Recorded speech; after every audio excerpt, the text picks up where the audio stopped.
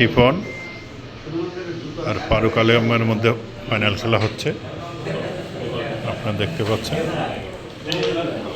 দুজনেই ডিআরইউর সবচেয়ে সেরা খেলোয়াড়।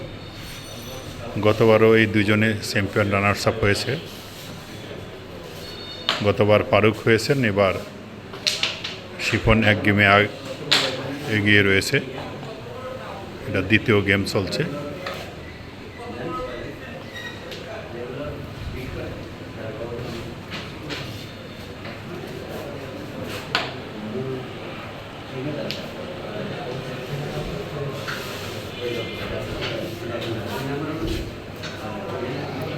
হিট করে এখন স্ট্রাইক তার নিজের হাতের কাছে রেখেছেন।